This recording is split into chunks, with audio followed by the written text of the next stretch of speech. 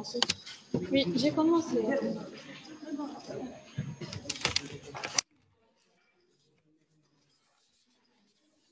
Nous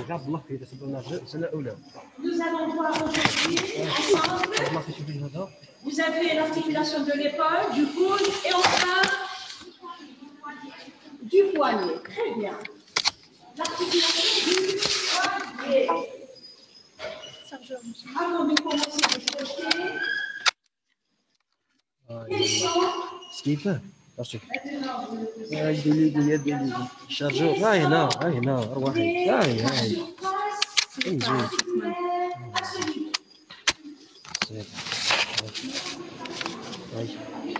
Très bien, le condyle carpien.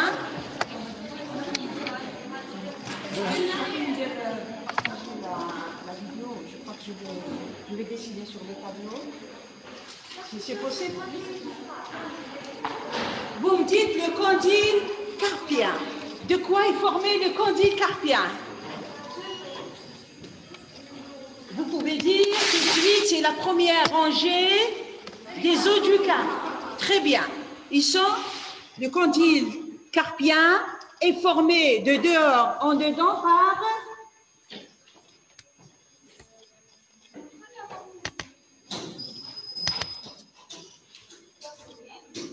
oui.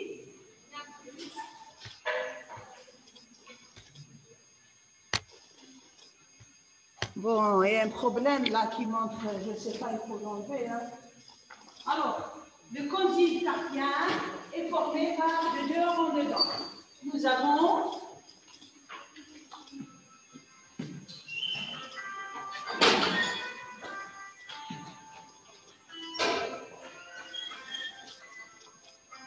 condyle carpien est formé donc de dehors en dedans, oui.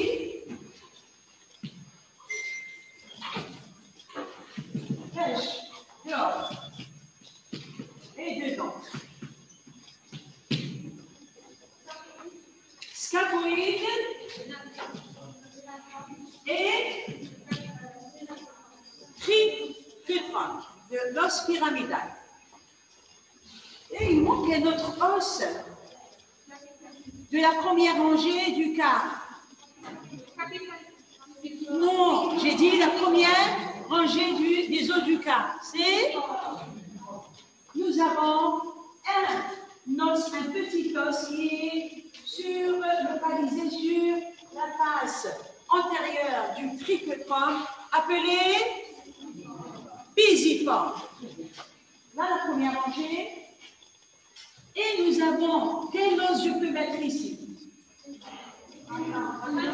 Non. Radius. Radius. Là, c'est en dedans, en dehors. Et médialement, c'est quel os? Très bien. Une nappe. Une nappe.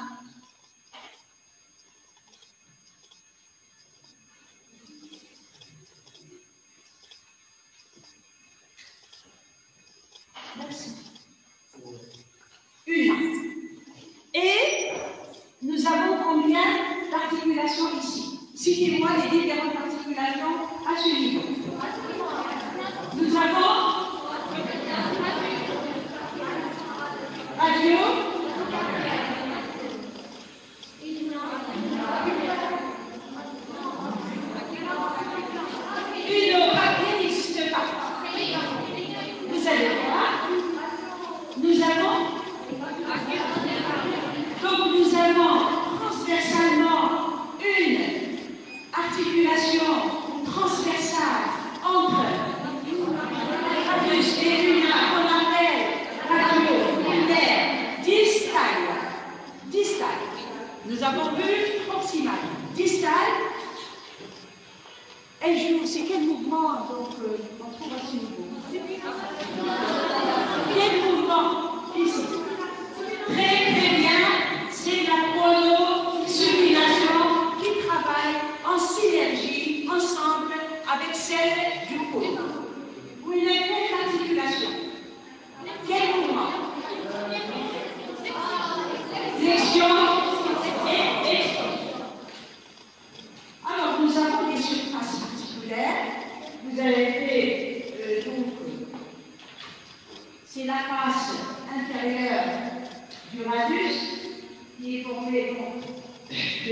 facettes. Là, c'est une vue inférieure du radius, formée de deux facettes. Une facette médiane qui va s'articuler avec l'unator. Et une facette latérale qui va s'articuler avec le scapuloïde. Très bien, vous êtes bien réveillés ce matin. Très bien. Donc, et c'est n'existe pas une articulation uniocarpienne. Alors, comment se fait la flexion-extension à ce niveau, en médiane? Très bien, très bien. Vous avez un ligament triangulaire qui va de la styloïde. De la styloïde. Une aire vers la base du radius. Et ce ligament radio-unaire va s'articuler avec ces ligaments. C'est comme le ligament annulaire du coude. Ce n'est pas uniquement un ligament, mais une surface articulaire. Pourquoi une surface articulaire? Parce qu'il est recouvert aussi par du cartilage. Donc vous avez uniocarpien, n'existe pas. Il y a radio-unaire, radio-carpien. Alors, le texte, qu'est-ce que c'est ce... Bon, il est parti. Alors, nous avons l'articulation du poignet comporte deux articulations, l'articulation radio-unaire inférieure et l'articulation radio-carpienne.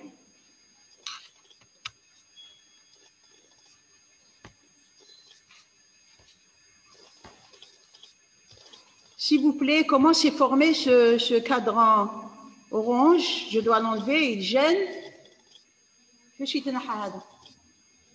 La déléguée. Ah, là, c'est les parties. Alors, l'articulation, non, ça vient du fil. L'articulation radio-unaire inférieure, elle fonctionne en synergie avec les articulations supérieures du coude. Quand je dis les articulations supérieures du coude, ce n'est pas la fonction de la flexion-extension. La flexion-extension du coude, elle ne dépend pas de l'articulation du poignet. Par contre, la pronosupination, les deux articulations fonctionnent en même temps, en synergie. C'est une diarthrose de type trochoïde. Diarthrose de type trochoïde. Vous savez maintenant, une diarthrose de type trochoïde, oui. Qui dit diarthrose, il y a des os de quel élément? La synoviale. Comme elle est la synoviale, elle touche l'immobilité. Oui, il y a une immobilité, donc au niveau de l'articulation. Les surfaces articulaires, c'est l'incisure unaire du radius. Voyez l'incisure unaire du radius. Il y a une petite surface à ce niveau, au niveau de la base, côté médial du radius, va s'articuler avec, oui, la tête unaire. Là, on a fait comment ici? Vous mettez la légende ici. Tout le monde, la légende. L'incisure unaire du radius vient la petite cavité sigmoïde, très bien, du radius. Creusée à la face interne de l'épiphyse intérieure du radius. Voilà. C'est au niveau donc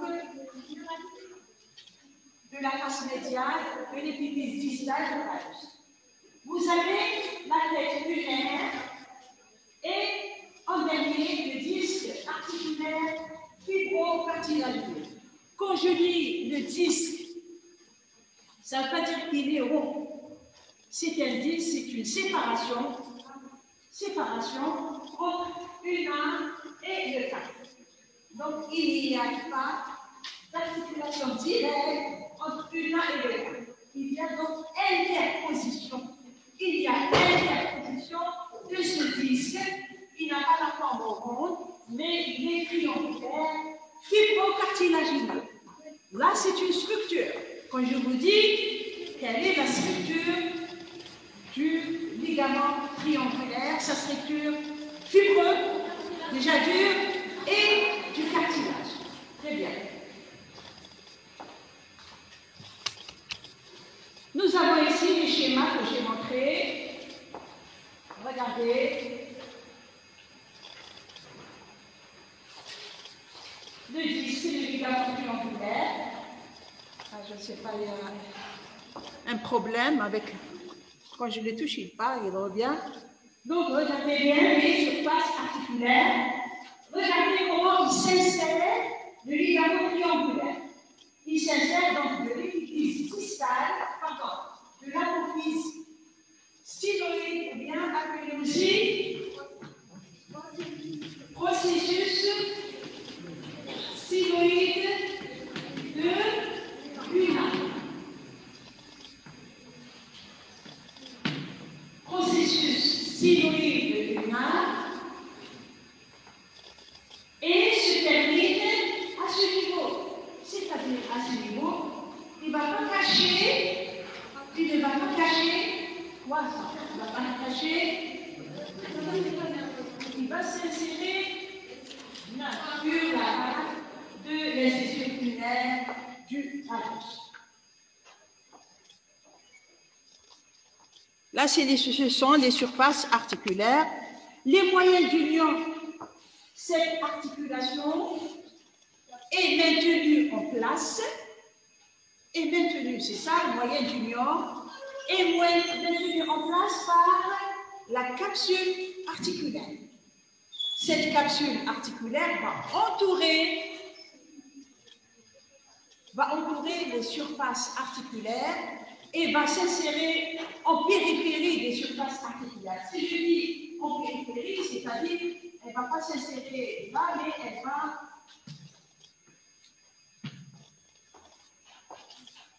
s'insérer, elle va entourer les surfaces articulaires. Déjà là, la capsule. Capsule.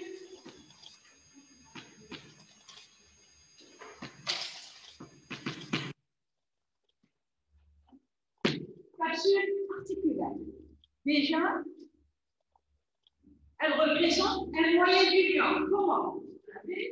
Elle maintient les surfaces, elle englobe et maintient les surfaces ensemble. Ensuite, bon, les capsules articulaires s'insèrent sur le pourtour des articulations radio-urinaires et sur les bords et postérieurs du ligament triangulaire. Nous avons le ligament radio-urinaire antérieur. Vous avez radio-urinaire antérieur. C'est un ligament transversal. Et il existe aussi, si je fais une vue postérieure, aussi, là, un ligament radiculaire, je peux le faire en pointillé. Alors là, ligament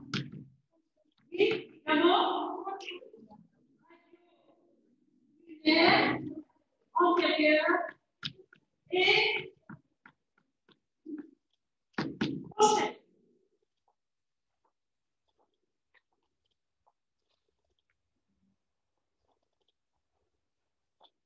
Nous avons le ligament triangulaire, est un moyen d'union renforçant la partie inférieure. C'est le disque radio-unaire. C'est la même chose. Il a eu la forme triangulaire. Alors, donnez-moi par définition, qu'est-ce que c'est le ligament triangulaire? Dites-moi, maintenant, le ligament triangulaire. Le ligament triangulaire est un moyen d'union de structures fibrocartilagineuses. Oui, il renforce la partie inférieure, oui, de l'articulation radio-ulnaire et il s'insère du processus styloïde à la partie interne et inférieure de l'épiphyse distale du radius. L'articulation radio-carpienne. Une deuxième articulation, nous avons vu le radio-ulnaire, les surfaces articulaires, les césures ulnaires du radius, et nous avons la tête ulnaire. Nous avons donc aussi, il ne faut pas oublier, on a ces césures. Maintenant, l'articulation radio, dans ce sens.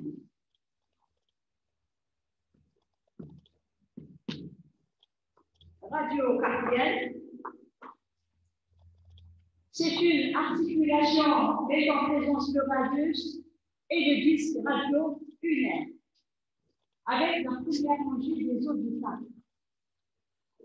Je ne sais pas qu'est-ce qui se passe avec ce fil.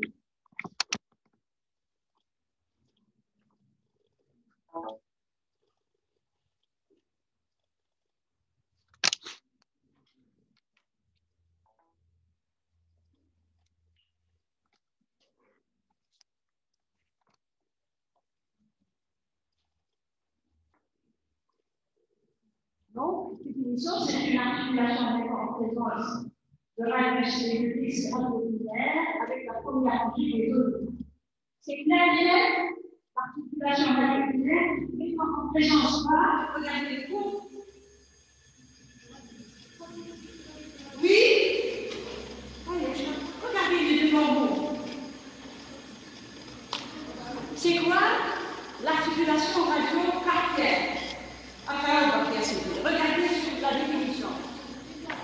C'est une articulation mettant en présence, c'est-à-dire en présence le radius, parce que radio-carpienne, et le disque radio-ulnaire. Avec quoi? Avec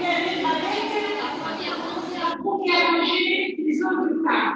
La première rangée des os du crâne est formée de deux rangées par triquetrois. Et sur la base antérieure aussi, il y a le pisiforme, mais le pisiforme n'est pas impliqué dans l'articulation radio-carpienne, mais bien sûr, il donne attache à des ligaments. Il donne attache à des ligaments. Très bien, vous avez bien le schéma bien clair. Regardez, nous avons le radius avec ses surfaces articulaires. Regardez le disque. La première rangée des os du crâne. Le scaphoïde, le lunatum avec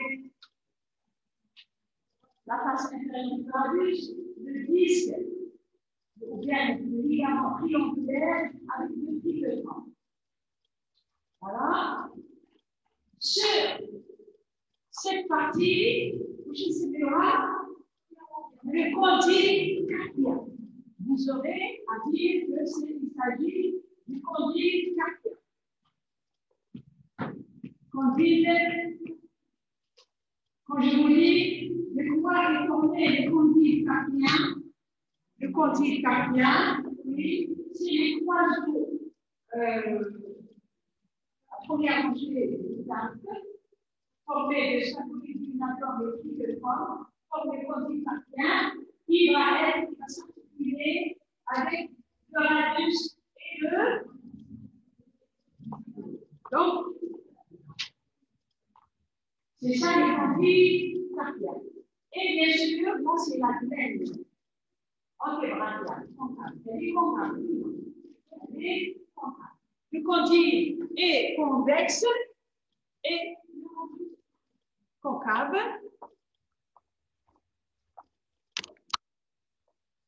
Alors, les surfaces articulaires dans l'articulation radio-carpienne.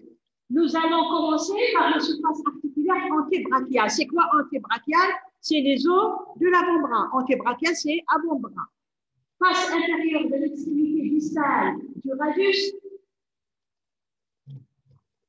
cette facette, ou bien une facette porte deux facettes articulaires, une latérale pour le scapuloïde, l'autre médiane pour le ligament.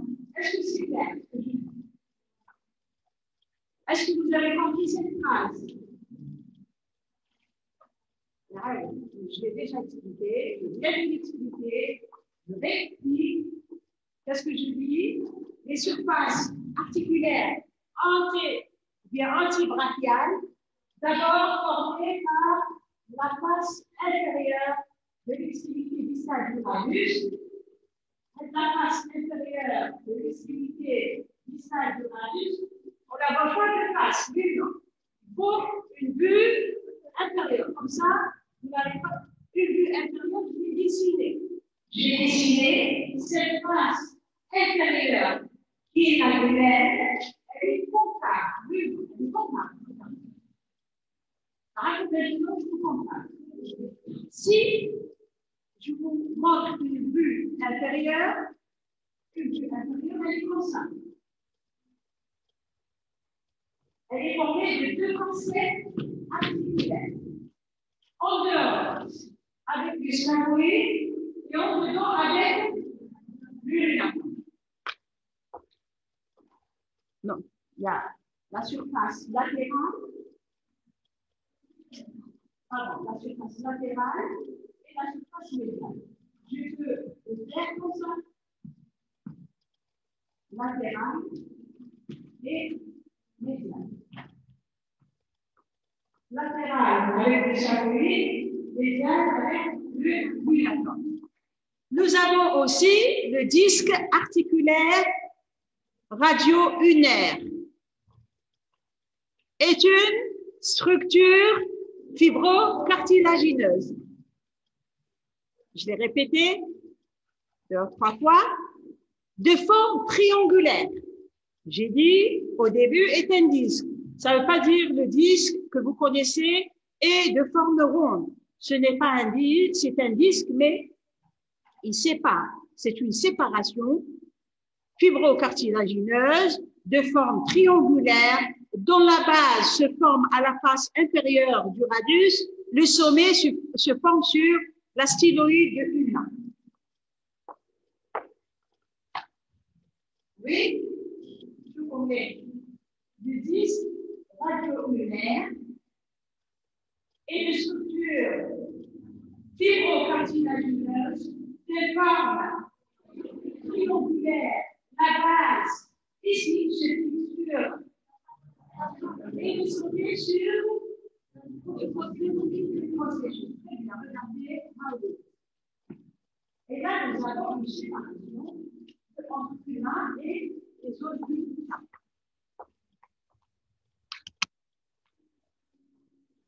Nous avons vu radio-antébrachiale, l'articulation radio-carpienne. Nous avons vu les surfaces articulaires radio-antébrachiales. Il s'agit de radius et du disque. Maintenant, les surfaces articulaires distales. C'est-à-dire distales. Elle est proximale et là, c'est distale. Distale, c'est carpienne. Nous avons donc la face supérieure des os de la première rangée, le pisiforme exclu.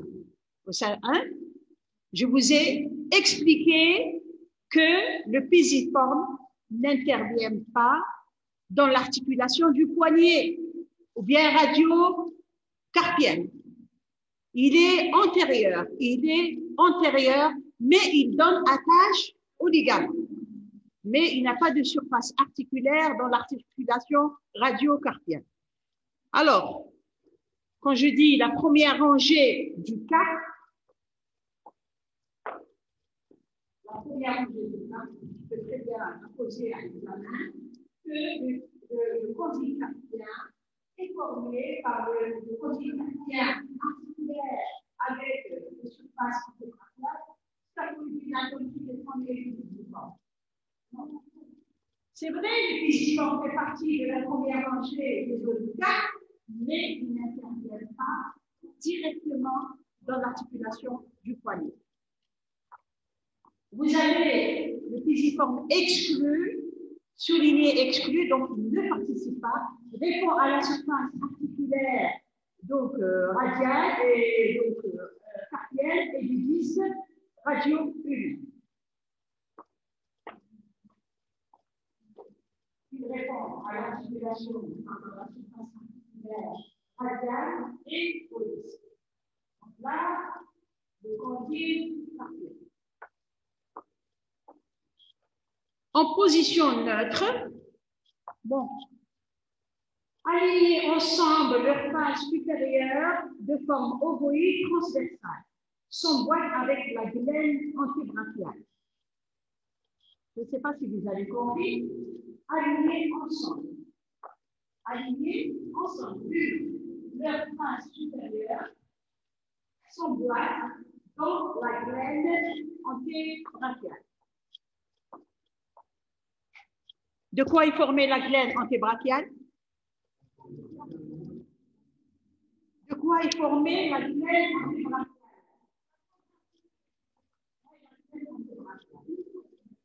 Radius et disque. Le condyle carpien, c'est scapoïde.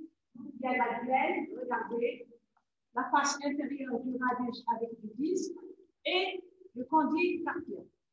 Glaine, condyle.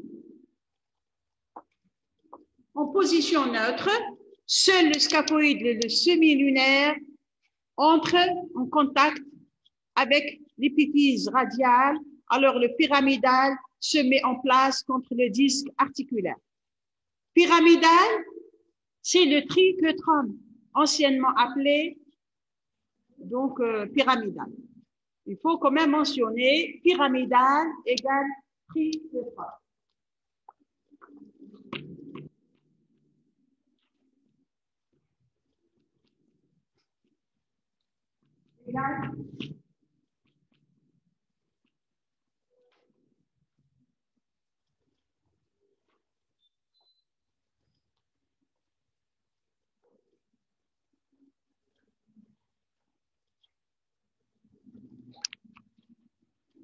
Bon, si je peux.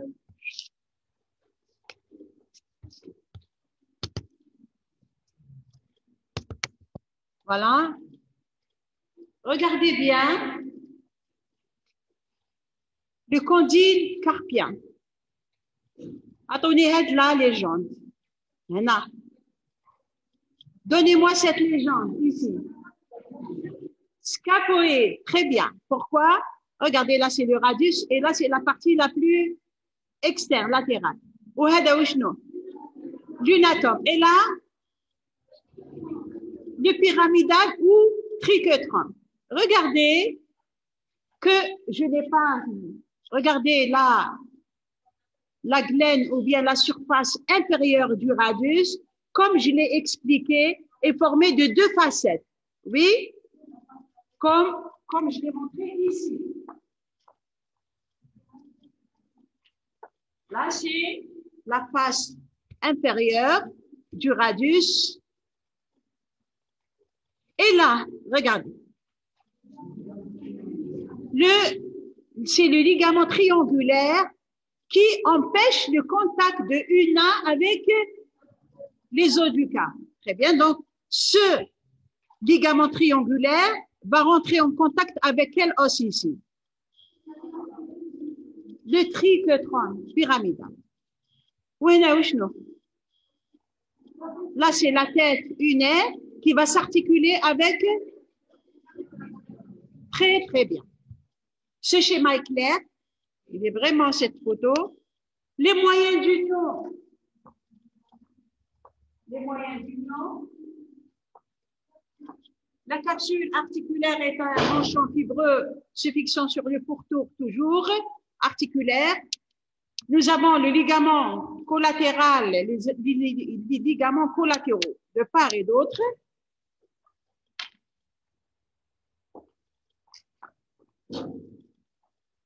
Les ligaments collatéraux tendus, le latéral, c'est-à-dire externe, tendu de la styloïde du radius au scaphoïde.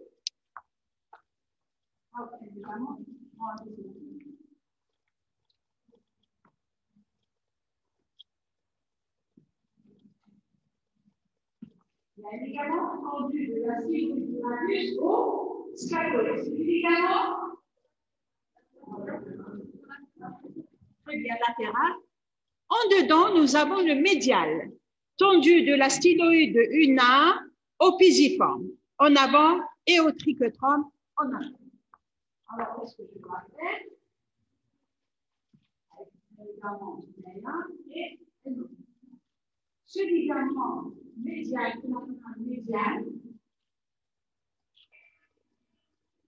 prend naissance de processus styloïde en arrière, puis et en avant.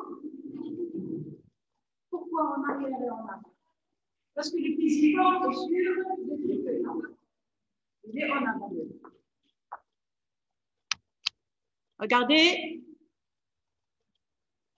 Là, je vous montre. Là, c'est le collatéral. Regardez bien.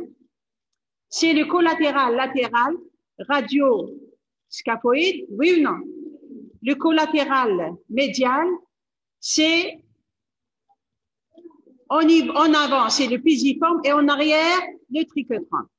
Et là, vous allez voir, ce sont des ligaments croisés. Après, vous allez les voir, antérieur et postérieur. Là, c'est quoi? Radio-unaire, qui est antérieur et postérieur. Des ligaments palmaires. Alors,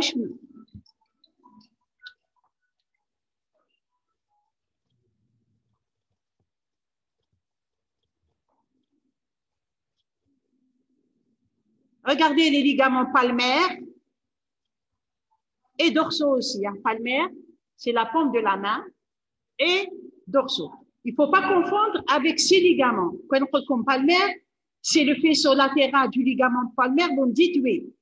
Ce n'est pas le faisceau latéral du ligament palmaire. Là, c'est le faisceau collatéral latéral. Et là, c'est le faisceau médial. Entre les faisceaux palmaires et dorsaux, nous avons les ligaments palmaires, ils sont croisés.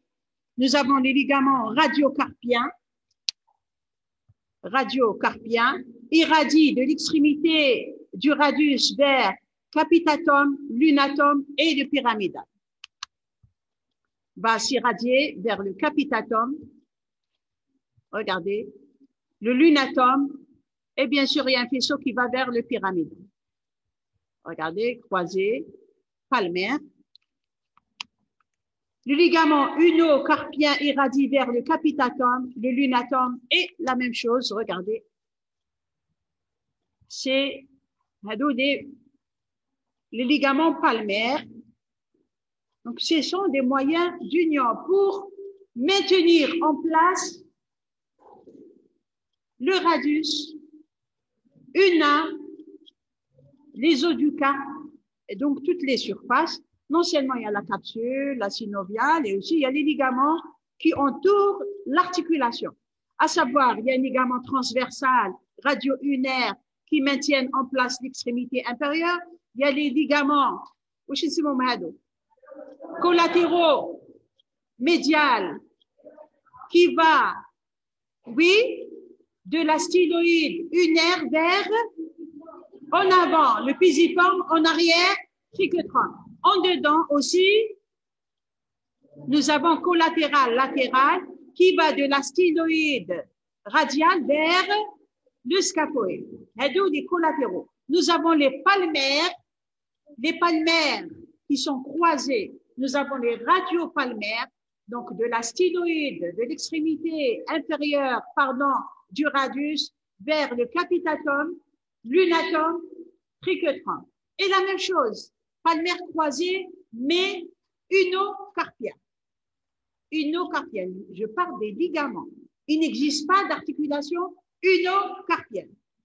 Donc, les ligaments uno-carpiens palmaires croisés de l'extrémité inférieure de una vers la même chose, les os de la première rangée, à savoir le lunatum, le capitatum et triquetrum. Les ligaments palmaires, j'ai cité, le ligament dorsal, voilà, le dorsal, regardez, là c'est une vue dorsale. C'est une vue, regardez le dorsal. Le ligament dorsal commence du bord postérieur de l'extrémité inférieure du radius pour se terminer sur le triquetrum. Donc, voilà le dorsal. Bon, il y a des irradiations, mais le plus gros faisceau, donc de l'extrémité donc croisée, c'est-à-dire de l'extérieur vers l'intérieur. L'intérieur, c'est les triquetrums. Les autres articulations, on ne va pas les détailler. Alors, les autres articulations, c'est simple. Nous avons cité le poignet deux degrés de liberté, trois articulations, trois mouvements de flexion, extension, supination, fléxion, inclinaison lunaire, inclinaison latérale. Les autres articulations, il y a des articulations entre les os du bras, entre la première rangée et la deuxième rangée. Regardez, c'est intercarpienne entre les os d'une même rangée. Ensuite, mésiocarpienne d'une rangée à une autre. Quel est le type d'articulation à ce niveau? Plane, glissement. Maintenant, c'est une articulation vraie, hein, mais il y a quand même glissement. Grâce à ce glissement, on peut faire des mouvements de la main. Regardez, quand je fais ça, c'est grâce aussi du glissement des os du carpien. Donc, intercarpienne, entre les carpiens. Mésiocarpienne, quand je dis intercarpienne, ce soit le cas de la première rangée ou bien la deuxième rangée. Ensuite, mésiocarpienne, entre les deux rangées. Articulation carpo-métacarpienne, c'est-à-dire carpo-métacarpienne. Oui, vous avez fait. Je peux faire ce schéma. On va les citer uniquement.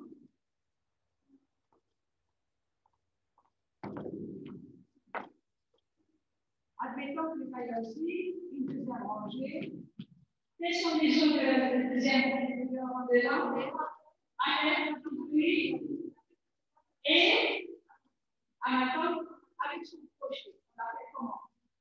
On vous a pas cité le crochet de l'anatome, la minute de l'anatome, non? Bon. Alors, cette articulation, on l'appelle comment? L'articulation entre intercarpienne. Intercarpienne. Articulation intercarpienne. Et là, articulation médio. Nous arrivons donc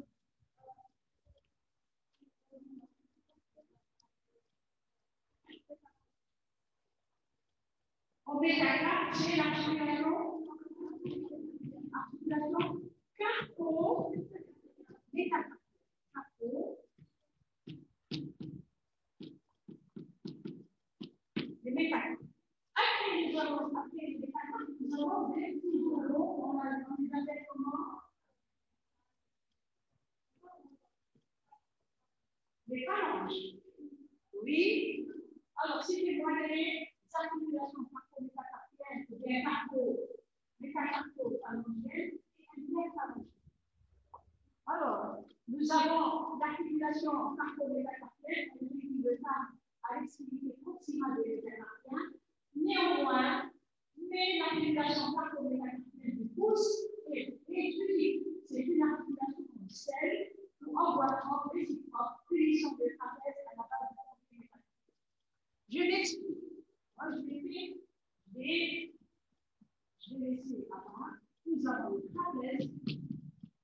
et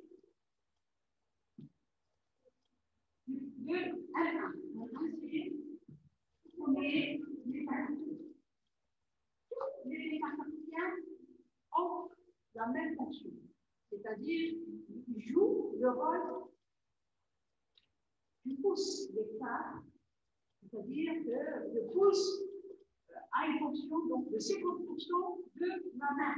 C'est grâce à l'opposition. Et cette opposition, elle est formée entre quel os? Trapèze et premier métacarpien. C'est une articulation en selle, composée, en selle par envoiement réciproque, unissant le trapèze à la base du premier.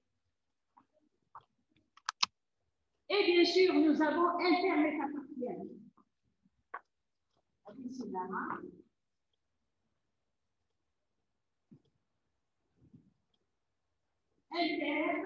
Articulation sacro-métacarpienne, articulation inter. C'est dans les mouvements d'écartement et de rapprochement. Hein? Si je fais ça, c'est grâce au mouvement, à l'articulation inter. Ce n'est pas les phalanges, bien sûr, ce sont ces entre les métacarpiens. Intermétacarpiens. Nous avons articulation métacarpo-phalangienne. Là, c'est articulation. Mais, ici, métacarpo.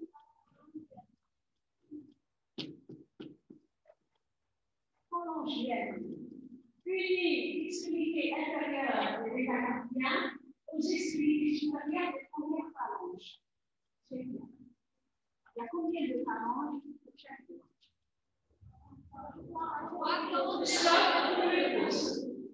C'est la même chose pour les pieds. Sauf pour les pouces qui présentent juste deux phalanges. Articulation interphalangienne, elles sont de type européenne, mouvement uniquement de flexion-extension. Regardez, est-ce qu'il y a d'autres mouvements pour... Par contre, les intermétacarpiens, il y a des mouvements de flexion-extension et d'écartement des doigts. Et là, articulation ici, articulation interphalangienne. Ça va? Là, je n'ai que cité les articulations, mais les interphalangiennes, ce n'est pas le poignet. Quand j'ai dit articulation du poignet à la main, j'ai ajouté la même chose pour citer le reste. Mais l'articulation du poignet, c'est quoi l'articulation du poignet? C'est entre le radius, une arme et la première rangée du zodiac. Les surfaces articulaires, quelles sont les surfaces articulaires? Donc, d'abord, citez-moi les articulations du poignet. Radio-lunaire,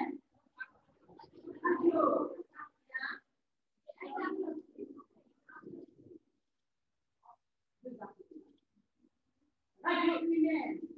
Quelles sont les surfaces articulaires? Articulaire avec oui et devant en elle, constitution soleil.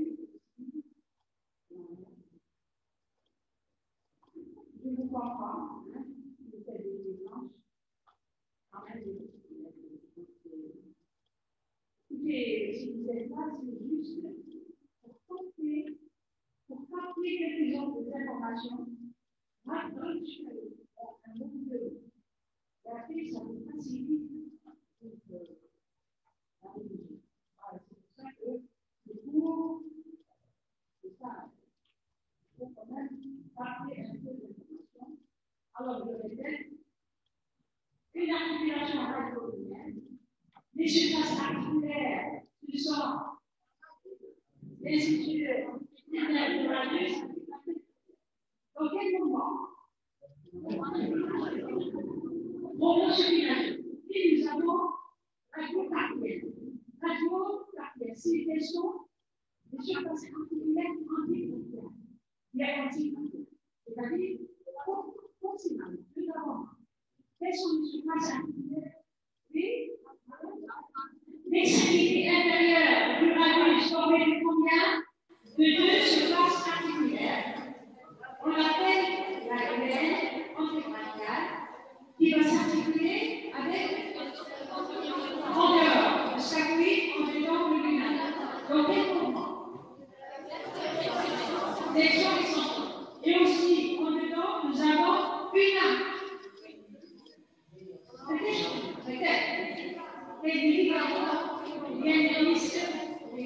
Ce ligament s'interpose. Il s'interpose entre la substance anticarpienne et les autres et il participe à la circulation radio-carpienne. Pourquoi? Parce qu'il est formé par un disque de forme triangulaire et surtout la structure. Pourquoi cette structure? La structure est convertible. C'est du cartilage. Donc, il permet le mouvement.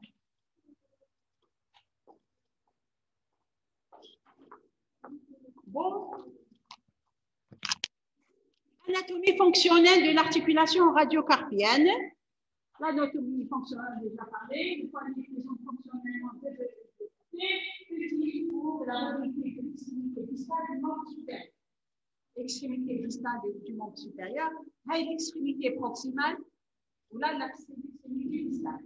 Les mouvements de poignet par la circulation, le poignet peut diriger la main dans tous les axes. Hein? Dans tous les axes, regardez une rotation. Mais chez l'axe horizontal ou bien frontal, c'est tous les axes. Les mouvements élémentaires sont la flexion palmaire et dorsale. C'est quoi la flexion palmaire? Quand je fais ça, c'est une flexion palmaire. Si je fais ça, c'est une flexion entre gauche et extension. On peut dire, quand je dis une flexion dorsale, c'est-à-dire extension. Ou bien juste extension du poignet. Là, c'est le mouvement d'extension. Si je dis dorsale, donc c'est une flexion dorsale. C'est la même chose. Et inclinaison radiale et lunaire. Inclinaison radiale et lunaire.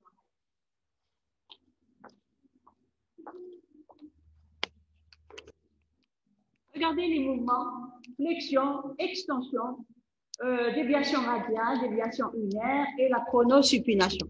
Hein, on a déjà. Là, c'est juste. Maintenant, vous avez fait le squelette de la main. Vous allez le faire. Vous le regardez, c'est quoi l'ina? C'est quoi le radius? Hein? Regardez les os du cap, du métacarpe et les os à côté styloïde du radius, à côté styloïde. On s'est un jeune dans la même façon.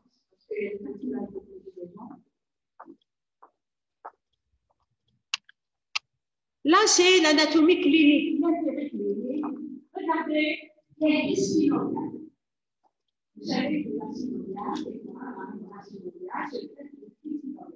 Quand il y a un traumatisme, cette membrane traumatisée va sécréter davantage de synoviale et va être stockée sous forme de kyste. Un kyste, regardez là, la déformation des os de la main par la polyarthrite. La polyarthrite polyarthrite, c'est-à-dire plusieurs articulations. Rhumatisme de plusieurs articulations, bien sûr.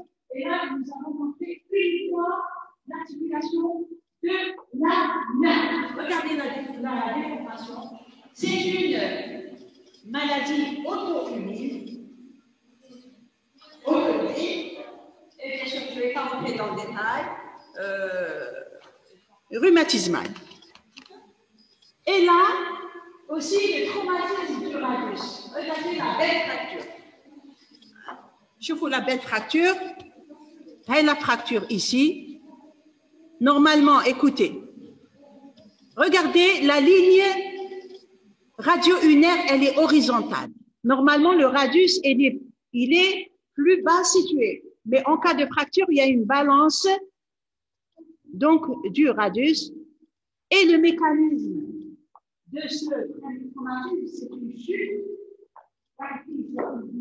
en extension. En extension, on voit beaucoup d'urgences des fractures, donc de l'extrémité inférieure. C'est ce point de fracture est appelé fracture de double croix. Je sais pas.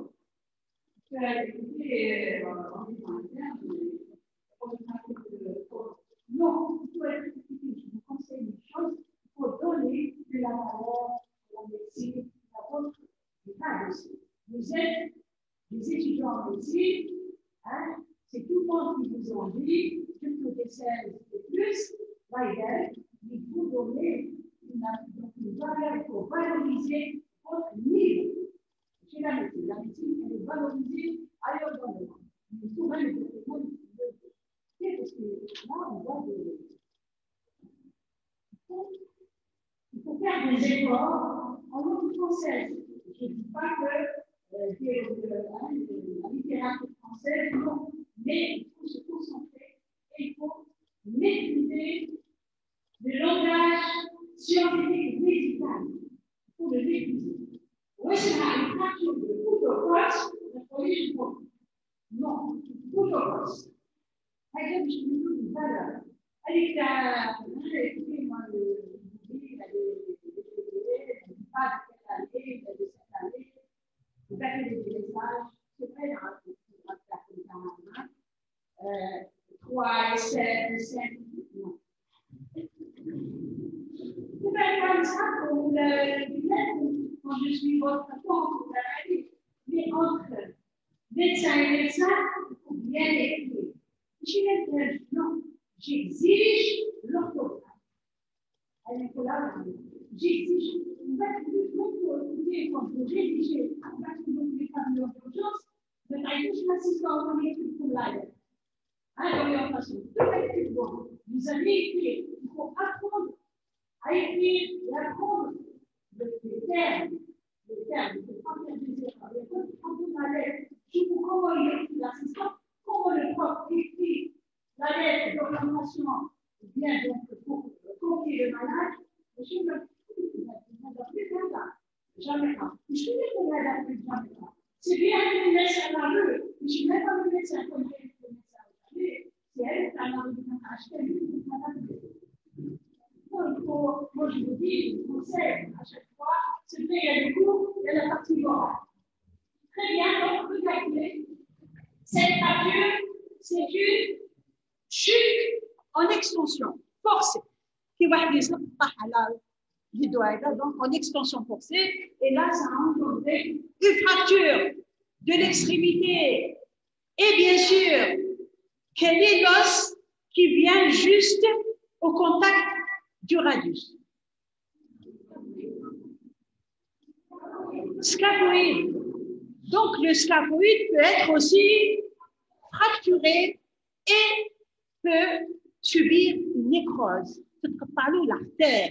L'artère est donc, il se nécrose, c'est-à-dire il disparaît, il s'involue. Là, juste, je vous montre, c'est-à-dire les extenseurs. Là, c'est un schéma qui montre une photo. Regardez, ici, il y a quelqu'un qui a dessiné sur sa main. Vous pouvez le faire. Là, il y a la styloïde lunaire, styloïde radiale. Le radius descend, regardez, plus que l'humain, vers la main. Et les extenseurs, donc, les extenseurs. Donc, il y a du dur. Les durs, ce sont des tombants extenseurs. Vous allez faire avec la myologie. Prochainement, la prochaine fois, nous allons commencer la myologie. Et même l'articulation, les articulations vont commencer la myologie. D'accord? Je vous remercie pour votre attention.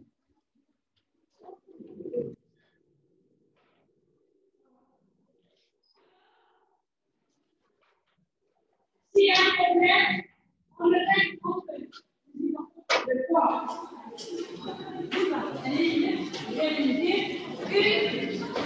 Une vérification comme ça, comme je. Bon, écoutez, c'est pas mal, mais une fois